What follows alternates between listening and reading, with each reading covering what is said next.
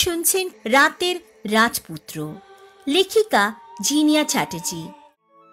রৌনক মুচকি হেসে বলল, হ্যাঁ, অ্যানা জানতে পেরে গেছে আমার ভালোবাসার মানুষটির ব্যাপারে।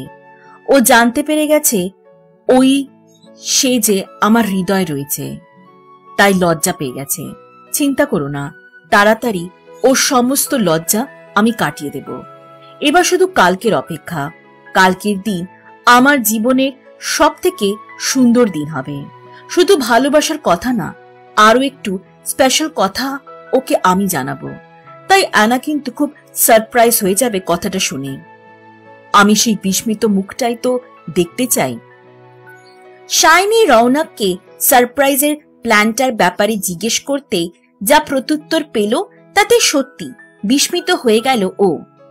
ওর বিস্মিত মুখ দেখে রৌনক আবারও মুচকি হেসে জিজ্ঞেস করল, কেমন লাগলো আমার আইডিয়া? বলো না, ও সারপ্রাইজ হয়ে যাবে তো? হঠাৎ ওর কণ্ঠস্বরের আওয়াজে শাইনির সম্বিত ফিরে আসতেই উৎসাহের সুরে বলল, হ্যাঁ একদম, সত্যি খুব ভালো আইডিয়া। অ্যানার মুখটা কিন্তু দেখার মতো হবে। রৌনক খুশি হয়ে ইতিবাচক মাথা নাড়ালো।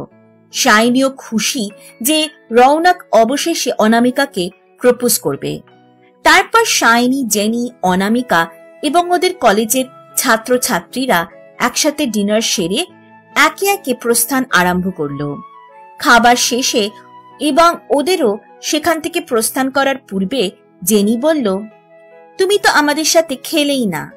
রৌনক হেসে বলল, আগে সমস্ত গেস্টেরা খাবে, দেন আমরা খাবো। তোমরা তো জানো যে বেঙ্গলি নিয়ম অনুযায়ী বাড়িতে অতিথি আসলে আগে তারা খাবেন, দেন বাড়ির সদস্যরা।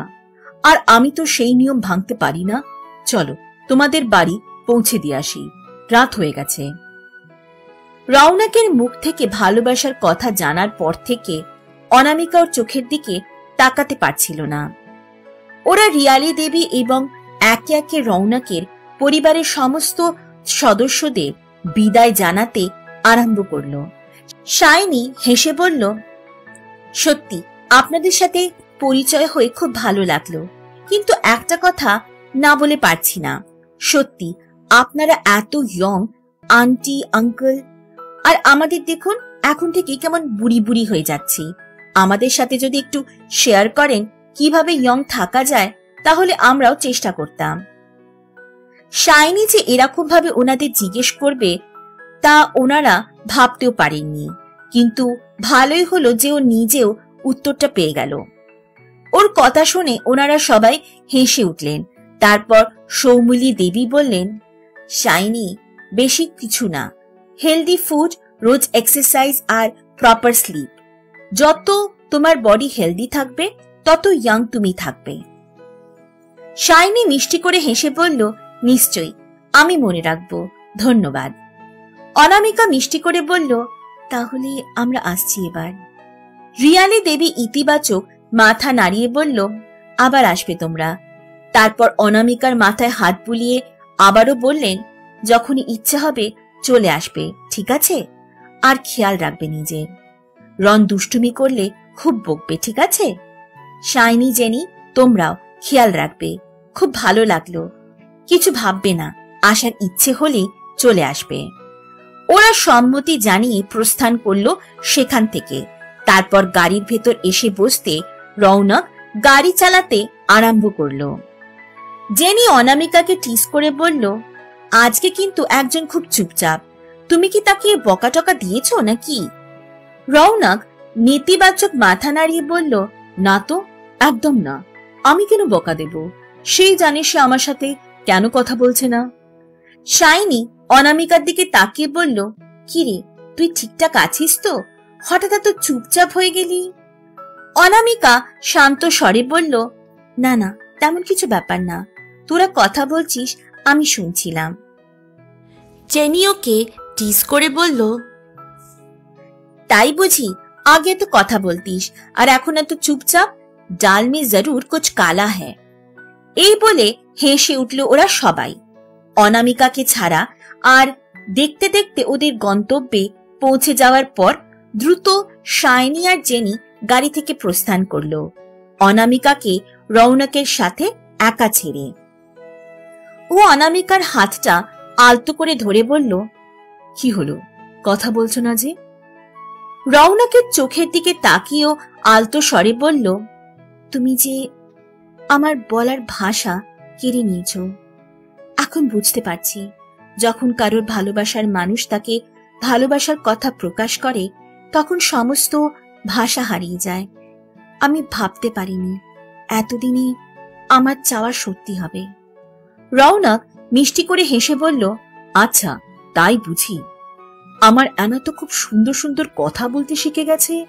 এবার আমার গিফটটা কি পাওয়া যাবে, মানে গুড নাইট কিস? লাল আভা ছড়িয়ে পড়ল অনামিকার সারা গালে। রৌনকের গালে নিজের ঠোঁটটি আলতোভাবে স্পর্শ করল ও পরম আবেশের সাথে। তারপর ধীর স্বরে বলল, কাল দেখা হচ্ছে তাহলে।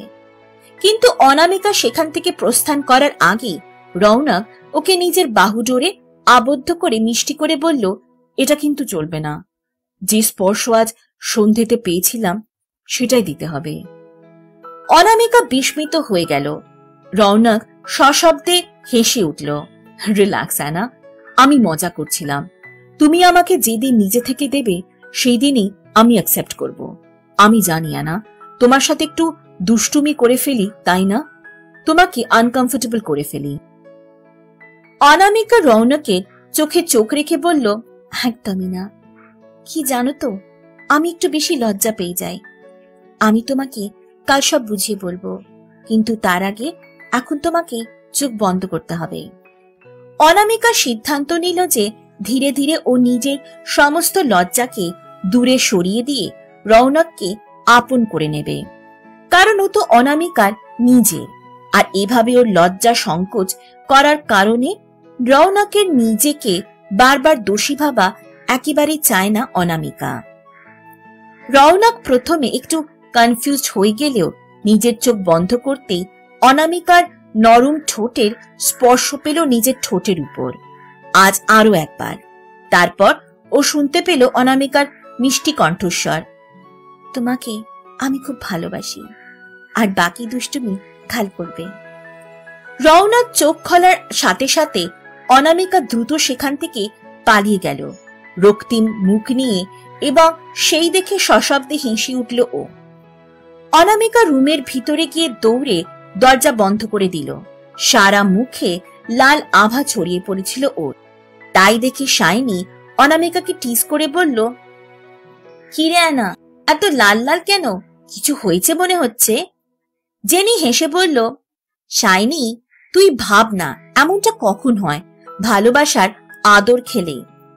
অনামিকা ঠোঁট ফুলিয়ে বলল, তেমন কিছু না, খালি ভুলভাল কথা। তারপর অনামিকা ফ্রেশ হয়ে বিছানার ওপর বসল, সেই গিফটটা হাতে নিয়ে। ওর কেন জানি মনে হচ্ছে যে ওই গিফটটা রৌনকই দিয়েছে, এবং সেটা খুলতেই ও দেখতে পেল একটি কাগজে খুব সুন্দরভাবে লেখা, আমার গুড গার্ল, আমার ভালোবাসার জন্য। এবং তারপর ওরা দেখতে পেল একটি অতি সুন্দর ড্রেস, হলুদ রঙের গাউন ড্রেসটি। সারা পোশাক জুড়ে নানা রঙের সূক্ষ্ম সূক্ষ্ম পাথরের কারুকার্য সৌন্দর্য আরো বাড়িয়ে তুলেছিল পোশাকটি। শাইনি বলল, ওয়াও, কি সুন্দর! অনেক চয়েস আছে বলতে হবে, আর অ্যানাকে কিন্তু একদম রাজকুমারীর মতো লাগবে। জেনি ইতিবাচক মাথা নাড়িয়ে বলল, হ্যাঁ, একদম ঠিক বলেছিস। অনামিকা এক দৃষ্টিতে তাকিয়েছিল সেই ড্রেসটির দিকে। সত্যি, অনামিকার আজ বলার ভাষা নেই। ওর মনে যে কি চলছে তা কেউ বুঝতে পারবে না। কিন্তু মুহূর্ত পরে ওরা সবাই ঘুমিয়ে পড়ল। প্রথম দিকে অনামিকার ঘুম না আসলেও রৌনকের কথা ভাবতে ভাবতে কখন যে ঘুমিয়ে পড়ল ও তা বুঝতেই পারল না। পরের দিন বিকেল বেলার দিকে শাইনি আর জেনি খুব সুন্দরভাবে সাজিয়ে দিল ওকে। একদমই হালকা গয়না এবং মেকআপে অপরূপা সুন্দরী লাগছিল ওকে। জেনি ওকে টিজ করে বলল, আমি যদি ছেলে হতাম না তাহলে আজ রৌনকের তোকে বলার আগে ডাইরেক্ট বিয়ে করে নিতাম। অনামিকা হেসে উঠল ওর কথা শুনে এবং বলল, অনেক হয়েছে। হঠাৎ গাড়ির আওয়াজে পেতে শাইনি বলে উঠল, রন এসে গেছে, চল। ওরা দরজা খুলতেই দেখলো রৌনক গাড়ির বাইরে দাঁড়িয়ে অপেক্ষা করছিল অনামিকার, সাদা শার্ট এবং রয়্যাল ব্লু রঙের জিন্সে। অসম্ভব সুন্দর লাগছিল ওকে। এত সাধারণ পোশাকও কাউকে এত সুন্দর লাগতে পারে সেটাই ভাবছিল ওরা। শাইনি হেসে বলল, তুমি এসে গেছো? অনামিকাও রেডি। শাইনি এবং জেনি সরে দাঁড়াতে ওদের পিছন দিক থেকে বেরিয়ে আসলো অনামিকা। আরো সুন্দরতা স্তব্ধ করে দিয়েছিল রৌনককে, সময় থমকে গিয়েছিল ওর জন্য। অনামিকা ধীরে ধীরে ওর সামনে এসে মিষ্টি করে বলল, চলো যাওয়া যাক। রৌনকের সম্বিত ফিরে আসতেও ইতিবাচক মাথা নাড়িয়ে বলল, হ্যাঁ চলো। আর আজ তোমাকে এত সুন্দর লাগছে যে আমার কিন্তু তোমাকে খুব আদর করতে ইচ্ছে করছে। অনামিকার লজ্জায় রাঙা হয়ে গেল। জেনি অনামিকাকে টিস করে বলল, আজ কিন্তু ওর কথা শুনবে না, তোমার যত ইচ্ছে ভালোবেসে ওকে। অনামিকা ঠোঁট ফুলিয়ে বলল, রন চলো, নইলে এদের দুষ্টুমি থামবে না। ওর কথা শুনে সবাই হেসে উঠল। তারপর অনামিকা গাড়ির ভেতর বসতেই রৌনক গাড়ি চালিয়ে পাড়ি দিল ওদের গন্তব্যের উদ্দেশ্যে। অনামিকা উৎসাহের সুরে বলল, আমরা কোথায় যাচ্ছি রন? তুমি তো বললেও না। রৌনক মুচকি করে হেসে বলল, একটা খুব স্পেশাল জায়গায়, আমি জানি তোমার খুব পছন্দ হবে। অনামিকা মিষ্টি করে বলল, সত্যি? আমি তো খুব এক্সাইটেড। রৌনক সশব্দে হেসে উঠে বলল, তাই বুঝি? তা আমিও শুনি। আমার অ্যানা এত কিসের জন্য এক্সাইটেড? জায়গাটা দেখার জন্য, না আমি প্রপোজ করব সেই জন্য? অনামিকা মিষ্টি করে বলল, দুটো অপশনই তুমি আছো আমার সাথে, তাই আরো বেশি এক্সাইটেড। কিছু মুহূর্ত পর অবশেষে ওরা নিজের গন্তব্যে পৌঁছালো। অনামিকা উৎসাহের সুরে জিজ্ঞেস করল, আমরা কি পৌঁছে গেছি? অনামিকা একটু কনফিউজড হয়ে গেছিল, কারণ তেমন কোনো সুন্দর প্রকৃতি ওর দৃষ্টিগোচর হচ্ছিল না। সামনের দিকে শুধু এক বিশাল প্রাচীর দেখতে পাচ্ছিল ও। রৌনক মুচকি হেসে বলল, আমরা পৌঁছে গেছি, কিন্তু এভাবে যাবে না। অনামিকা বুঝতে পারছিল না। গাড়ির ভেতর থেকে বেরিয়ে এসে ও বলল, তুমি শিওর? আমি এখানে তেমন তো কিছু। অনামিকা কথাটি শেষ করতে পারার আগে রৌনক ওর একটি হাত দিয়ে অনামিকার চোখ দুটো ঢেকে দিল, যাতে ও কিছু দেখতে না পায়। অনামিকার বিস্মিত কণ্ঠে বলল, রন কি করছো? আমার চোখ বন্ধ করে দিচ্ছ কেন? আমি তো দেখতে পারবো না। রৌনক ওর অন্য হাত দিয়ে অনামিকার হাত দুটি আলতো করে ধরল এবং বলল, চিন্তা করো না, আমি আছি তো। এইটুকু সময় না হয় আমার চোখ দিয়ে দেখে নাও। ঠিক জায়গা মতো পৌঁছে আবার নিজে চোখ দিয়ে দেখবে। আর আমি তোমার হাত ধরে আছি, তোমাকে নিজের থেকে একটু আলাদা না করার জন্য। রৌনক তারপর চলতে আরম্ভ করলো প্রাচীরের ধার ঘেঁষে, এবং কিছুক্ষণ পরে ওরা পৌঁছে গেল ওদের গন্তব্যে। এবং ধীরে ধীরে রৌনক অনামিকার চোখের উপর থেকে ধীরে ধীরে নিজের হাতটি সরিয়ে নিল। অনামিকা আস্তে আস্তে চোখ খুলতে সামনের দিকে তাকাতেই প্রচন্ড পরিমাণে বিস্মিত হয়ে গেল। চারিদিকে ফুলের বাগান, মৃদু মন্দ বাতাসের সাথে সাথে ফুলেরা খেলছে। অনামিকা ধীরে কণ্ঠে বলে উঠল, এ তো পুরো স্বপ্নের মতো। হঠাৎ অনামিকার মনে পড়ে গেল ঠিক এমন একটা জায়গা তোর স্বপ্নে দেখেছিল, হুবহু এরকম। রৌনক মুচকি হেসে বলল, তাহলে যাওয়া যাক। ও অনামিকার হাতটি নিজের হাতের মধ্যে বন্দি করে নিয়ে হেঁটে চলতে লাগলো সেই বাগানটি দিয়ে, ফুলের পাপড়ি বিছানো রাস্তার উপর দিয়ে।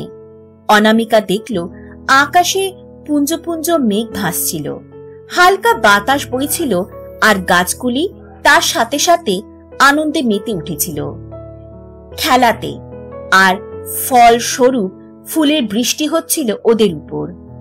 অনামিকা আজও মনে হচ্ছিল যেন স্বপ্ন দেখছে। দেখতে দেখতে ওরা বাগানটির মাঝখানে এসে পৌঁছালো। আনন্দে চারিদিকে তাকিয়ে দেখেছে কত সুন্দর প্রজাপতিরা আনন্দে নেচে বেড়াচ্ছে ফুলের উপর, হয়তো ওদের আনন্দে সামিল হতে এসেছে। তারপর হঠাৎ অনামিকাকে অবাক করে দিয়ে রওনক মাটিতে হাঁটু গেড়ে বসে এবং ওর চোখে চোখ রেখে বলল, অ্যানা, আমি হয়তো তেমন রোম্যান্টিক্যালি কথাগুলো বলতে পারবো না, কিন্তু আমার মনে তোমাকে নিয়ে যা যা অনুভব করি সেই সমস্ত কথাই বলবো। তোমার সাথে, আমার ভালোবাসার সাথে আমি সারাটা জীবন কাটাতে চাই। পৃথিবীর সমস্ত দুঃখ কষ্টকে হারিয়ে দিতে চাই। যদি তুমি আমার হাত শক্ত করে ধরে রাখো সারা জীবনের জন্য। পৃথিবীর সব থেকে মূল্যবান উপহার যদি কিছু হয় তা তুমি, আর আমি সেই উপহারকে কোনো কিছুর বিনিময় হারাতে রাজি না। আমি প্রত্যেকটা মুহূর্ত তোমার সাথে কাটাতে চাই, তোমার হাসি মুখ দেখতে চাই। তোমাকে ছাড়া আমি সত্যি অসম্পূর্ণ। আমার মুখের হাসি, আমার আনন্দ, আমার সমস্ত খুশির কারণ তুমি। শুধু তাই নয়, তোমাকে পেয়ে আমি সত্যি ভুলে গেছি এই জীবনে, এই পৃথিবীতে কষ্ট নামক কোনো অনুভূতি আছে। অনামিকা বিশ্বাস করতে পারছিল না যে রওনক কথাগুলি ওর জন্য বলছে। আনন্দের অশ্রুতে অনামিকার দু চোখ ভরে উঠেছিল। আজ অনামিকা অশ্রু লুকোনোর ব্যর্থ চেষ্টা একটুও করছিল না। রওনক আবারও সুমধুর কণ্ঠে বলল, অ্যানা, তুমি কি আমাকে পৃথিবীর সব থেকে লাকি মানুষটি বানাতে পারবে? আমার সাথে সারা জীবন কাটিয়ে, তোমার মনের অন্দরে সারা জীবনের জন্য আমাকে স্থান দিয়ে। Will you marry me, miss Anamika Chowdhury? রওনকের কথাটি শেষ করার সাথে সাথে অনামিকার প্রতিক্রিয়া দেখে খুবই বিস্মিত হয়ে গেছিল। এরকম প্রতিক্রিয়া নিজেও কখনো আশা করেনি ও।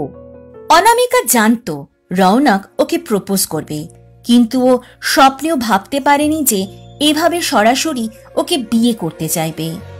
অনামিকা নিজেকে সামলাতে পারল না। মাথা নাড়িয়ে সম্মতি জানানোর সাথে সাথে ফুপিয়ে কেঁদে উঠল ও, যদিও তা আনন্দের কান্না ছিল।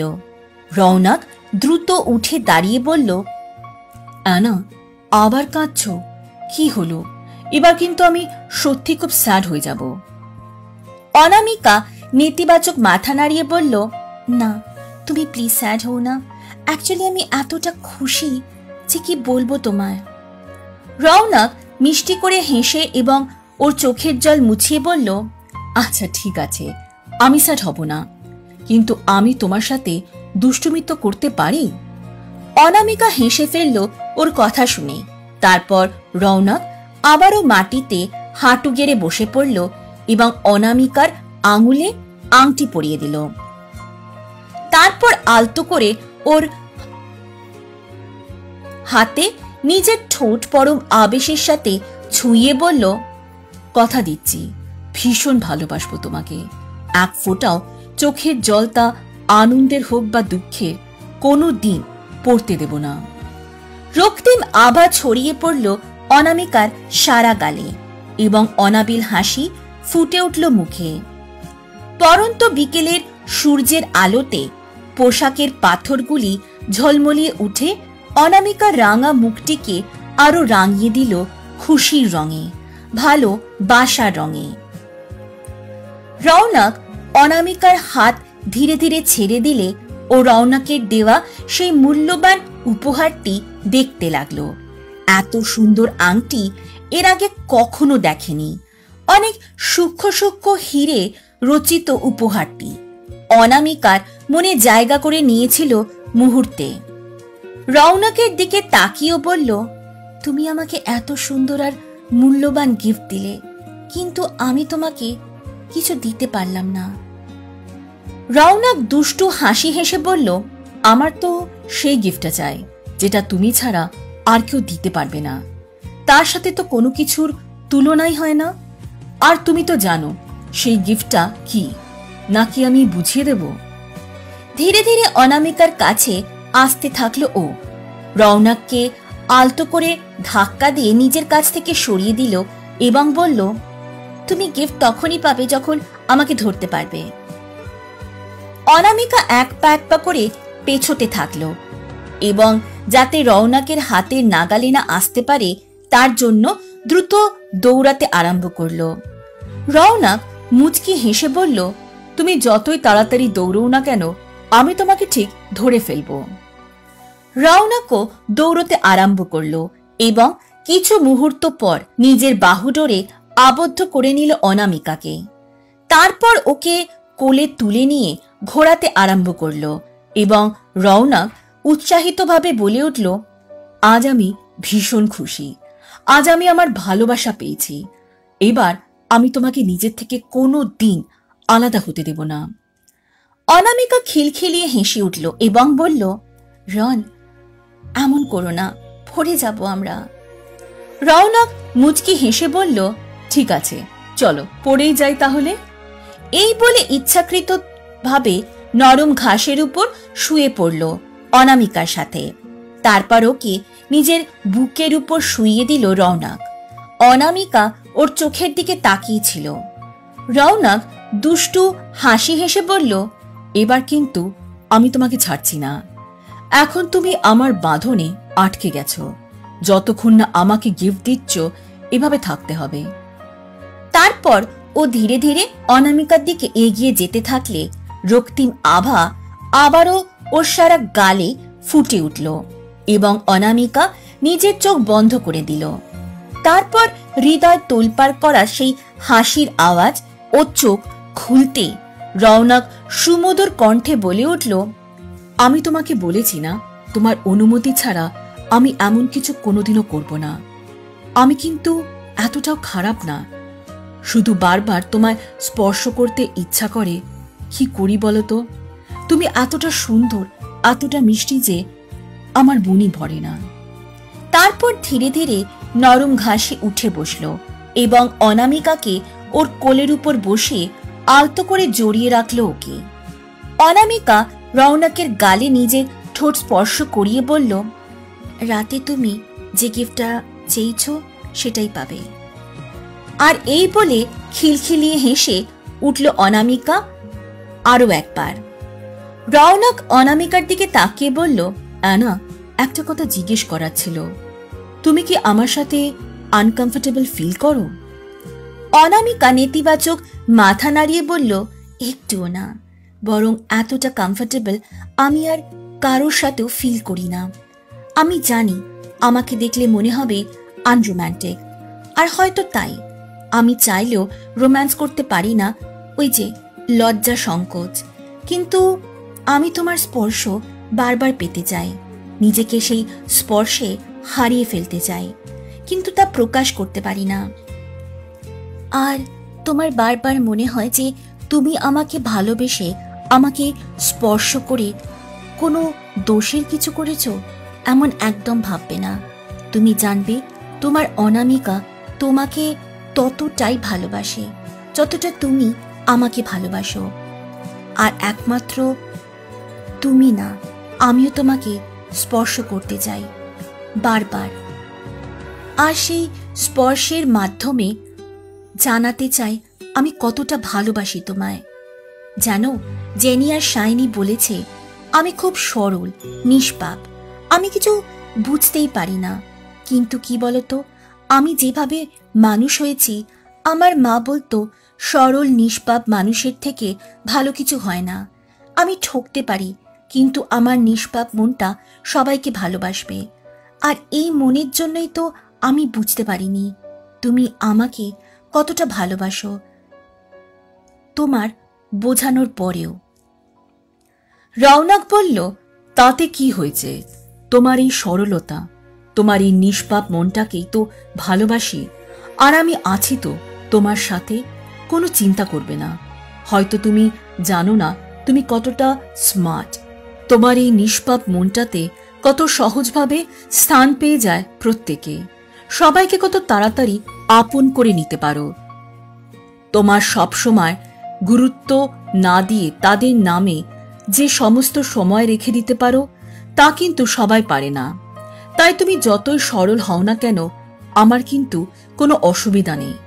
কিন্তু তোমাকে একটা প্রমিস করতে হবে যে তুমি কোনো পরিস্থিতিতেই নিজেকে চেঞ্জ করবে না, আমার গুড গার্ল হয়েই থাকবে।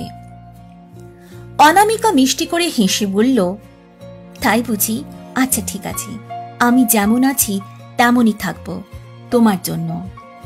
তারপর আবার রৌনকের গালে আলতো করে নিজের ঠোঁট ছুঁয়ে দিয়ে বলল, তুমি যেমন দুষ্টু হয়ে গেছো, এবার থেকে আমিও তেমনই দুষ্টু হয়ে যাব, বুঝেছ? অনামিকার দিকে তাকিয়ে রৌনক মুচকি হেসে বলল, ও আচ্ছা তাই বুঝি, তা তুমি কি দুষ্টুমি করবে আমার সাথে?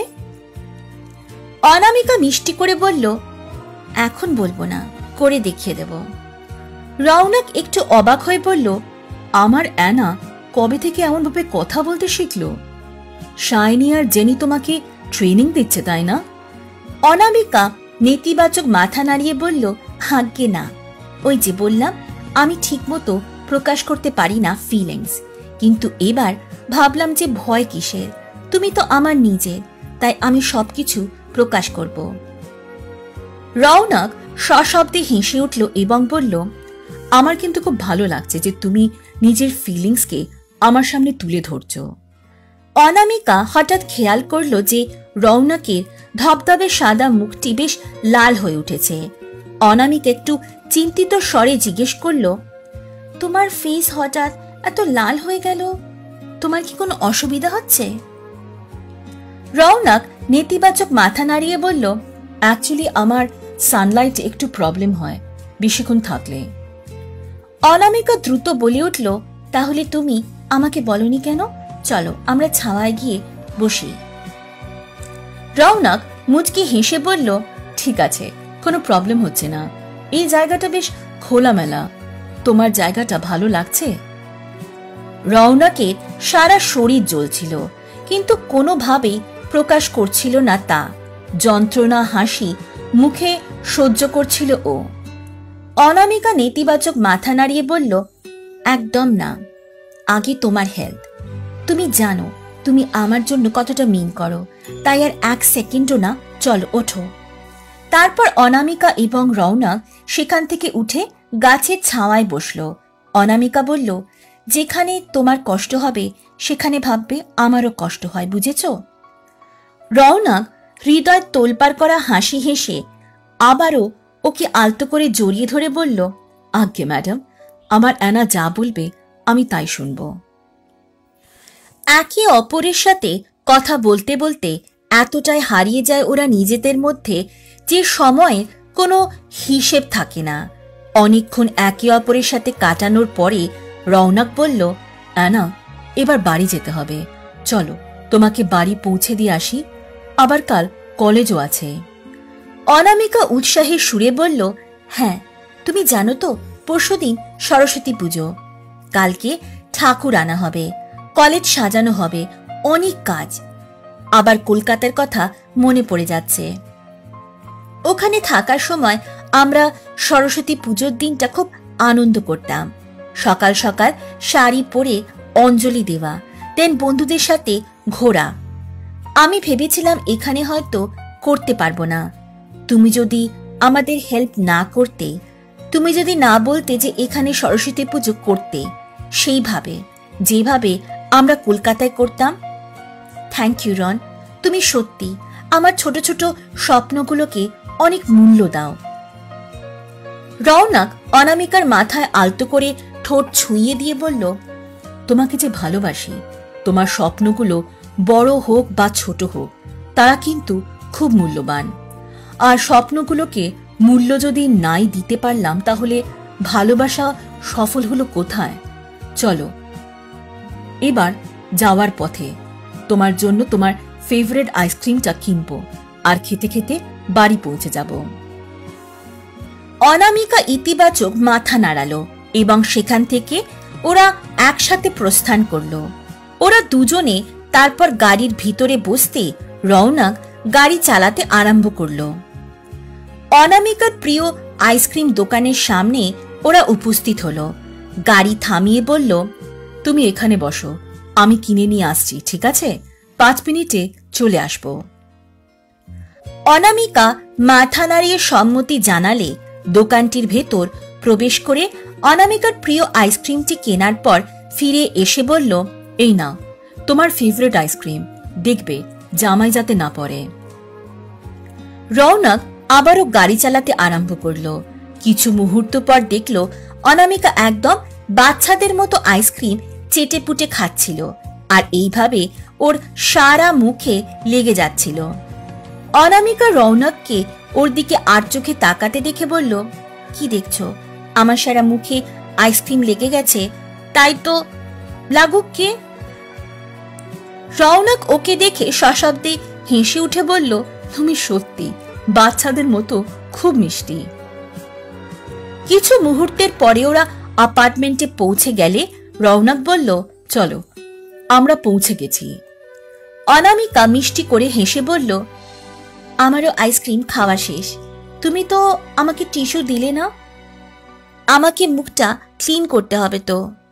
রৌনক দুষ্টু হাসি হেসে বলল, টিস্যু কোনো দরকার? আমি আছি তো, তাই আমি দোকান থেকে নিইনি। অনামিকা বিস্মিত কণ্ঠে বলে উঠল, এবার আমি কি করব? তুমি আবার দুষ্টুমি শুরু করলে? রৌনক ওর খুব কাছে গিয়ে বলল, একদম, তোমাকে দেখলেই আমার খুব দুষ্টুমি করতে ইচ্ছে করে। এবার আমিও একটু টেস্ট করে দেখি যে আইসক্রিমটা খেতে কেমন। আনা, তোমাকে কিন্তু কিছু করতে হবে না, তুমি শুধু চোখটা বন্ধ করে ফিল করবে, যা করার আমি করব। অনামিকা লজ্জায় লাল হয়ে গেল, কিন্তু হঠাৎ ওর মাথায় উদয় হলো একটি দুষ্টু বুদ্ধি। ও মিষ্টি করে হেসে বলল, আমি বলেছিলাম না রাতে আমি তোমার গিফটটা দেব, মানে গুড নাইট কিস, তাই আজকে আমি দেব। তুমি চোখ বন্ধ করো, আমি তোমাকে ফিল করাবো। রৌনক মিষ্টি করে হেসে বলল, আচ্ছা ঠিক আছে, আমি চোখ বন্ধ করছি। রৌনক চোখ বন্ধ করার সাথে সাথে অনামিকা একদম সন্তর্পণে গাড়ির দরজা খুলে বাইরে বেরিয়ে এসে মিষ্টি করে বলল, এবার তুমি এখানে বসে বসে ফিল করো, আমি চললাম। রৌনক চোখ খুলে বাচ্চাদের মতো করে বলল, না এটা কিন্তু ঠিক না, এটা চিটে, তুমি আমার সাথে এমনটা করতে পারো না। তারপর গাড়ির ভেতর থেকে বেরিয়ে এসে অনামিকার থেকে একটু দূরত্বে দাঁড়িয়ে বলল, তুমি খুব দুষ্টু হয়ে যাচ্ছ, এবার আমিও তোমাকে দেখাবো আসলে দুষ্টুমি কাকে বলে। অনামিকা নিজের ঠোঁটটি রুমাল দিয়ে মুছে রৌনকের সামনে দাঁড়িয়ে মিষ্টি করে বলল, আচ্ছা তাই বুঝি, আমি কি তোমার কথাকে না করতে পারি? আমি তো ভাবছিলাম তোমার আইসক্রিমের থেকে আমার ঠোঁটের টেস্ট বেশি পছন্দের, কিন্তু না, তোমার তো আইসক্রিম বেশি পছন্দ। অনামিকা মনের মধ্যে খুবই লজ্জা পেলেও সাবলীলভাবে কথাগুলো বলার চেষ্টা করছিল, কারণ ধীরে ধীরে নিজের সমস্ত লজ্জা কাটিয়ে দিতে চায় রৌনকের জন্য। রৌনক ওকে নিজের কাছে টেনে নিয়ে ওর চোখে চোখ রেখে বলল, তাই বুঝি পৃথিবীর সব থেকে বেশি মিষ্টি লাগে তোমার ঠোঁটের স্পর্শ আর টেস্ট। আর এই বলে অনামিকার দিকে ধীরে ধীরে এগোতে লাগলো রৌনক, এবং অনামিকা নিজের চোখ বন্ধ করে নিল। রৌনক অনামিকার ঠোঁট স্পর্শ করার ঠিক আগের মুহূর্তে কারোর আওয়াজে ওরা দুজনে বেশ বিস্মিত হয়ে গেল। শাইনি গলা খাঁকরিয়ে অন্যদিকে তাকিয়ে বলল, আমরা কিন্তু কিছু দেখিনি, তুমি কন্টিনিউ করতে পারো, প্রাইভেট স্পেস লাগলে রুম ফাঁকা আছে। আমি আর জেনি 1 ঘন্টার জন্য বাইরে যাচ্ছি শপিং করতে, তুমি সেই সময়টাকে অনামিকার সাথে দুষ্টুমির কাজে লাগাতে পারো। রক্তিম আভা ছড়িয়ে পড়ল অনামিকার সারা গালে, এবং সেখান থেকে দৌড়ে পালিয়ে গেল ও।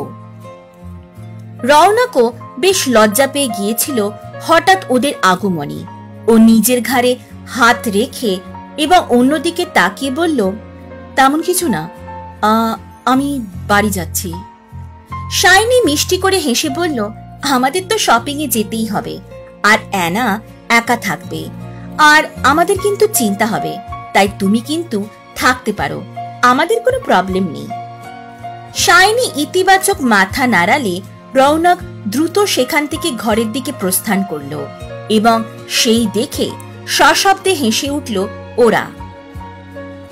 রৌনক ঘরের ভেতর প্রবেশ করতেই দেখল বিছানায় বসে আছে অনামিকা, রাঙা মুখ নিয়ে। ওর পাশে গিয়ে বসে এবং নিজের বাহুডোরে ওকে আবদ্ধ করে নিয়ে রৌনক বলল, আমি সত্যি বুঝতে পারিনি ওরা এভাবে চলে আসবে। কিন্তু এবার তো তুমি আর আমি একা, তাই এবার কেউ দেখতে পাবে না। অনামিকা ওর দিকে তাকিয়ে বলল, শুধু দুষ্টুমি, আর কিছু মাথায় আসে না, তাই না?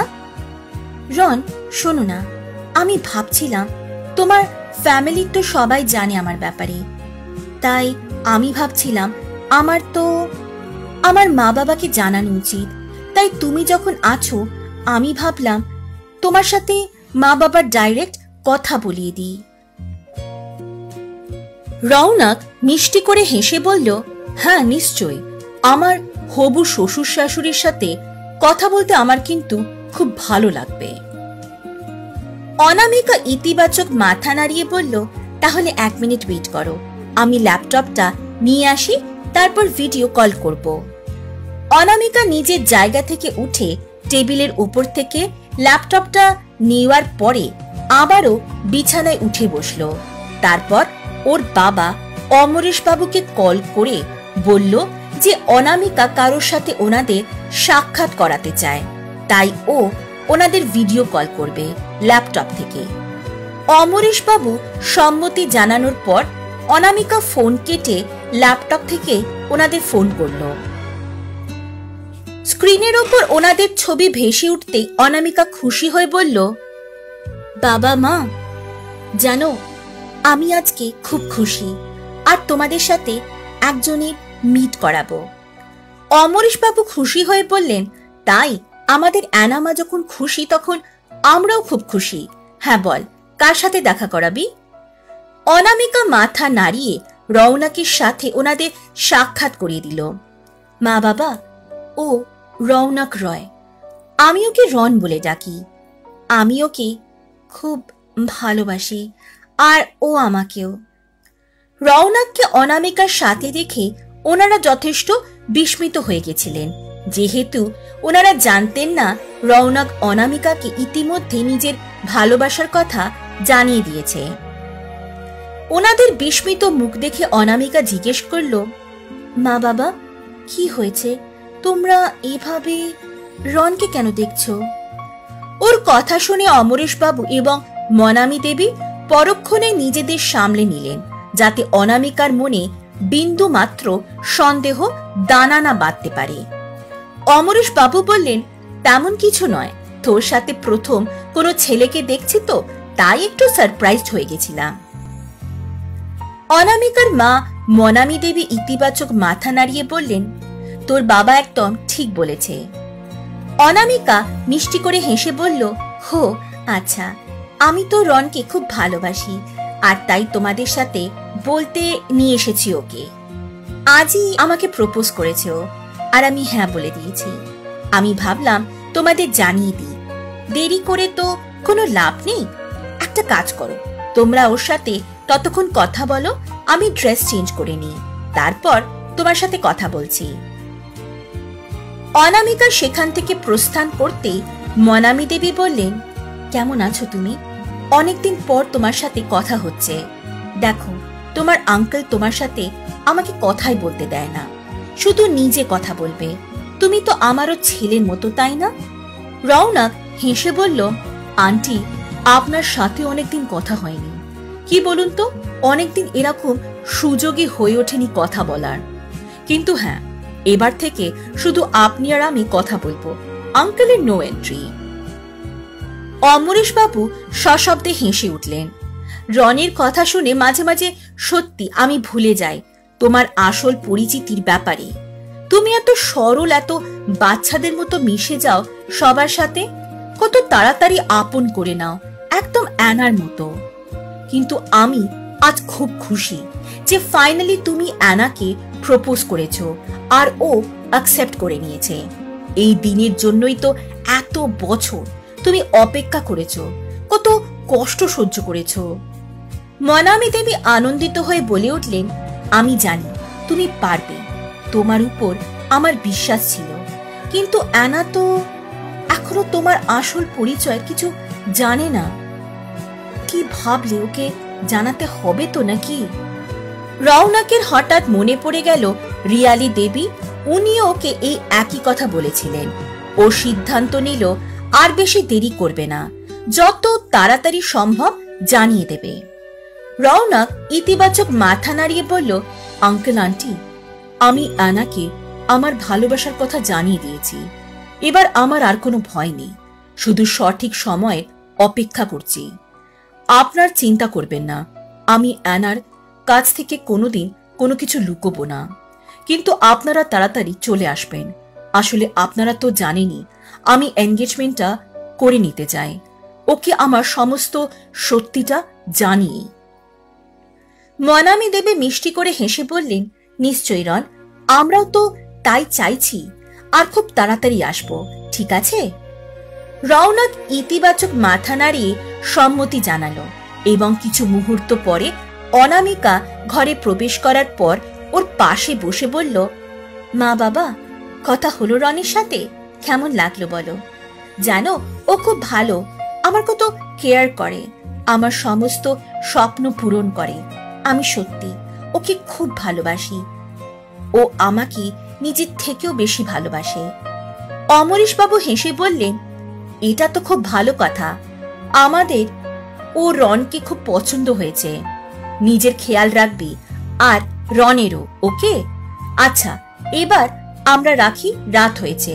তুই কিন্তু বেশি দেরি করিস না, তাড়াতাড়ি ঘুমিয়ে পড়িস, ঠিক আছে মা? Good night. অনামিকা ওকে মা বাবাকে গুড নাইট জানিয়ে রৌনকের দিকে তাকিয়ে বলল, মা বাবার তোমাকে খুব পছন্দ হয়েছে, হওয়ার কথা, তুমি এত ভালো যে। রৌনক সশব্দে হেসে উঠে এবং অনামিকাকে নিজের কোলে বসিয়ে বলল, আমার অ্যানা কিন্তু সব থেকে ভালো। আচ্ছা, তুমি বসো, আমি খাবার নিয়ে আসি, তোমাকে খাইয়ে দিই, তারপর গল্প করব যতক্ষণ শাইনি আর জেনি না আসছে। রৌনক এবং অনামিকা মাথা নাড়িয়ে সম্মতি জানালে রৌনক খাবার নিয়ে এসে ওকে খাইয়ে দিল নিজের হাতে। তারপর আবারও অনামিকাকে নিজের কোলের উপর বসালো। ওরা হারিয়ে গেল নিজেদের জগতে। অনামিকা রৌনকের বুকে মাথা রেখে ওর সঙ্গে কথা বলতে বলতে কখন যে ঘুমিয়ে পড়ল বুঝতেই পারল না। জেনি এবং শাইনি ঘরে প্রবেশ করতেই দেখল অনামিকা পরম নিশ্চিন্তে ঘুমিয়েছিল রৌনকের বুকের মাঝে, আর রৌনক ধীরে ধীরে ওর মাথায় হাত বুলিয়ে দিচ্ছিল ভালোবাসার সাথে এবং এক দৃষ্টে তাকিয়েছিল অনামিকার নিষ্পাপ ঘুমন্ত মুখটার দিকে। শাইনি ওর সামনে গিয়ে বলল, রন, আমরা এসে গেছি। তোমাকে ডিস্টার্ব করতে একদম মন চাইছিল না, কিন্তু তোমাকে তো বাড়ি যেতে হবে, তাই। রৌনক ইতিবাচক মাথা নাড়িয়ে ধীরে ধীরে অনামিকাকে বিছানায় শুইয়ে দিল এবং দেখল অনামিকার হাতটি শক্ত করে ধরে আছে, যেন কিছুতেই ওকে আলাদা করতে চাইছে না নিজের থেকে। রৌনক ওর ঠোঁটটি অনামিকার কপালে ছুঁয়ে দিল এবং ওর কানে ধীর স্বরে বলল, আবার কাল দেখা হবে, গুড নাইট। তারপর ধীরে ধীরে নিজের হাতটি অনামিকার বন্ধন থেকে ছাড়িয়ে সেখান থেকে প্রস্থান করল রৌনক। পরের দিন সকালবেলা অনামিকারা তাড়াতাড়ি রেডি হয়ে কলেজে পৌঁছালো। আগামীকাল সরস্বতী পূজা, তাই আজ পুরো কলেজটা সাজাতে হবে ওদেরকে। তাই আজ কোনো ক্লাস হবে না অনামিকাদের। ওরা সবাই কেনাকাটা করার উদ্দেশ্যে বেরিয়ে পড়ল।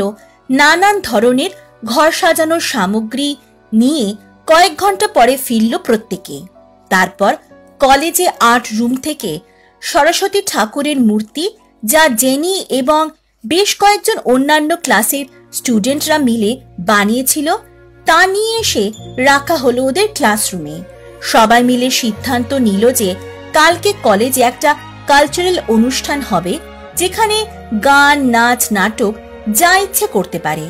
সব শেষে ডিসাইড হলো র্যাম্প ওয়াক হবে, কিন্তু একটু অন্যরকম ভাবে, যেখানে ছেলেরা পরবে মেয়েদের শাড়ি আর মেয়েরা পরবে ছেলেদের পাঞ্জাবি পায়জামা। সমস্ত মেয়েরা সম্মতি দিলেও কোনো ছেলে রাজি হচ্ছিল না।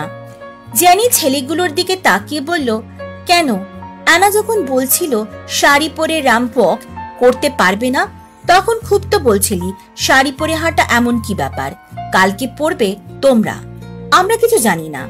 আর না পড়লে আমরাই পরিয়ে দেব। কিন্তু ভেবে দেখ, দেখবে রন পরিয়ে দেখিয়ে দেবে সবাইকে। জেনির কথায় রৌনক প্রচন্ড বিস্মিত হয়ে বলল, আমি মানে? আমি কেন?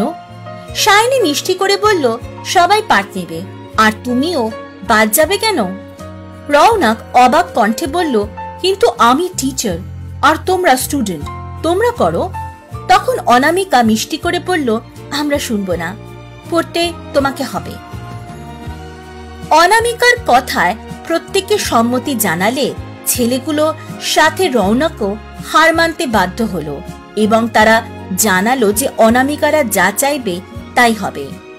এরপরে কলেজ সাজানোর কাজ শুরু হলো প্রচুর ব্যস্ততার মধ্যে দিয়ে। কিভাবে কেটে গেল বুঝতে পারল না ওরা। বাড়ি ফিরতে ফিরতে সন্ধ্যা হয়ে গেছিল দেখে শুধু অনামিকাকে নয়, ওর সাথে জেনি এবং শাইনিকেও বাড়িতে পৌঁছে দিয়েছিল রৌনক। অ্যাপার্টমেন্টের সামনে পৌঁছে ওরা গাড়ির ভেতরে বসে রৌনকের সাথে আলোচনা করছিল যে কালকে কি হবে। জেনি উৎসাহের সঙ্গে বলল, কাল কিন্তু হেব্বি মজা হবে। এবার ছেলেগুলো বুঝবে শাড়ি পরে চলাফেরা করা কত টাফ। শাইনি হেসে বলল, একদম ঠিক বলেছিস, তোমাকে কিন্তু আমরা ছাড়ছি না।